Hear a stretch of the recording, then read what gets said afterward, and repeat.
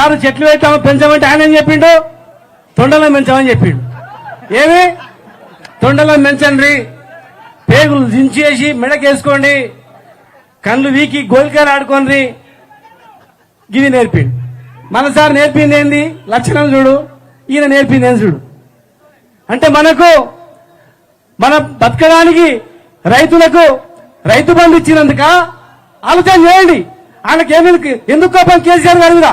పేద ప్రజలు బతకడానికి, రైతులు బతకడానికి కరెంట్ ఇచ్చినందుకు, పేద ప్రజలు బతకడానికి మంచినీళ్ళు ఇచ్చినందుకు, పేద ప్రజలు బతకడానికి 2000 పెన్షన్ ఇచ్చినందుకు, గ్రామాలు బాగు చేసుకోవడానికి, మనందరం ధనవంతులు కావడానికి, గ్రామాలు ధనవంతులు కావడానికి, వెనకటికి అన్నం పెట్టిన రైతు గొప్ప కావడానికి కేసీఆర్ ఆలోచన చేస్తే, ఆ కోపంతో అక్కస్తో లేనిపోని అబద్ధాలు చెప్పి అధికారంలోకి వచ్చి ఎలా మనకి ఈ రాని మాటలు మాట్లాడుతూ ఉన్నాను. కేసీఆర్ గారికి మన జిల్లా మీద ఉన్న ప్రేమ ఏ జిల్లా మీద లేదు. మొట్టమొదటిగా పాలమూరు రంగారెడ్డి జిల్లా ప్రాజెక్టు 2014 ఆగస్టులో 26th రోజు జీవో ఇచ్చిండు. కానీ మన వాళ్ళే కాళ్ళలంటే పెట్టినందుకు ఆగిపోయింది. ఈ రోజు 90% ప్రాజెక్టు కంప్లీట్ అయింది. 10% ఇట్లా కాలువలు తీస్తే నీళ్లు వస్తాయి. మోటార్లు పెట్టిపోయిండు, ఆన్ చేస్తే మొత్తం నిండుతాయి. కానీ అది చేయట్లేదు. 10% కంప్లీట్ అయితే, ప్రాజెక్టులు కంప్లీట్ అయితే పాలమూరు పచ్చబడుతుంది, మనతో అవసరం పడదు, వీళ్ళు ధనవంతులు అవుతారని చెప్పి ఖర్చుతో ఆ ప్రాజెక్టును కంప్లీట్ చేయకుండా ఆగం చేసి ఉన్న నీళ్లు మొత్తం ఆంధ్రకు మళ్ళించాడు. ఉన్న నీళ్లు మొత్తం కూడా 45 టీఎంసీలు ఆంధ్రకి ఇచ్చేస్తే మనం ప్రాజెక్టులు కట్టుకున్నా కూడా లాభం లేదు. మళ్ళా వలస పోవాల్సి వస్తుంది, బొంబాయి పూల పోవాల్సి వస్తుంది, మళ్ళీ బతుకుతారు ఆగమవుతుంది, రైతుల వల్ల దివాళి తీయాల్సి వస్తుంది. ఇప్పటికే 50 లక్షలు ఎక్కడ ఉన్నటువంటి మన భూము 10 లక్షలకు కూడా ఎవడు కొంటలేడు. పెళ్లికి అమ్మదామంటే కొట్టలేడు, పిల్లలకు చదువులకు అమ్ముతామంటే కొట్టలేడు. మరి ఇలా మనం ఇట్లా అప్రమత్తం కాకపోతే, ప్రజలందరూ అప్రమత్తం కాకపోతే ఖచ్చితంగా మళ్ళీ మున్పటి రోజులు వస్తాయి. అందుకే కేసీఆర్ గారు బయటకు వచ్చిండు, త్వరలోనే మహబూబ్నగర్ జిల్లాకు వస్తున్నాడు. ఖచ్చితంగా వెంటాడాలి వాళ్ళందరూ కూడా. వాళ్ళు చెప్పాడు కిందనే ఎమ్మెల్యే 1984-85 ఎమ్మెల్యే.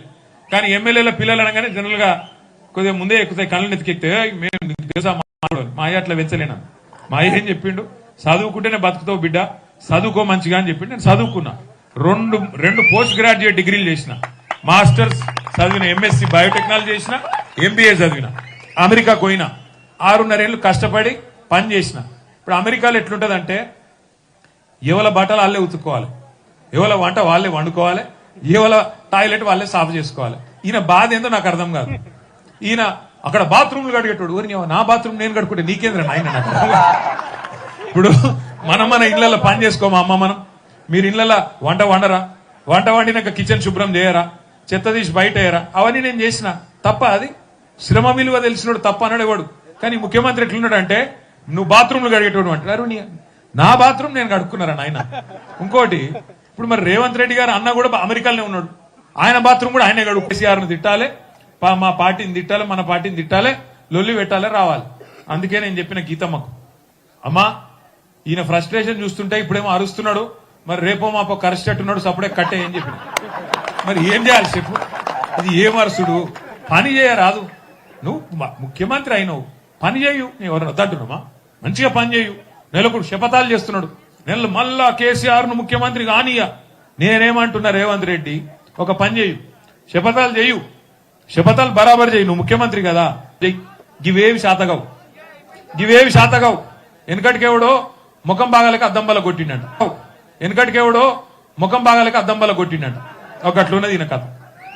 బంగారం అసంటి రాష్ట్రాన్ని కట్టిన ఇల్లు పెట్టిన పొయ్యి అన్నట్టు మంచి రాష్ట్రం, చక్కటి రాష్ట్రం, పల్లెలు బాగున్న రాష్ట్రం, పట్టణాలు బాగున్న రాష్ట్రం, ఇన్ని తెచ్చుకున్నాం మనం.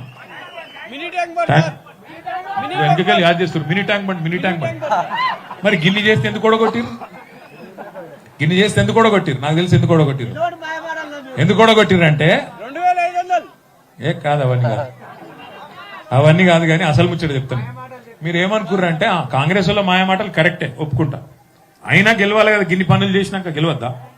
అయినాక అందరు గవిటికి పోతారా? ఏమైందంటే గెలవద్దా? అయినాక అందరు గవిటికి పోతారా? ఏమైందంటే వాస్తవానికి పాలమూరులో మొత్తం 14 సీట్లు ఉన్నాయి, 2 మనం గెలిచినాం. అలంపూర్లో, గద్వాల్లో 12 పోయినాయి. పోయేందుకు కారణం ఒకటే, మన కార్యకర్తలు నాయకుల మధ్యలో ఐక్యత లేకపోవడమే కారణం. గంతకంటే ఇంకో కారణం ఏం లేదు. వాస్తవం చెప్తున్నా. ఇప్పుడు మర్రి ఉన్నాడు, ఇప్పుడు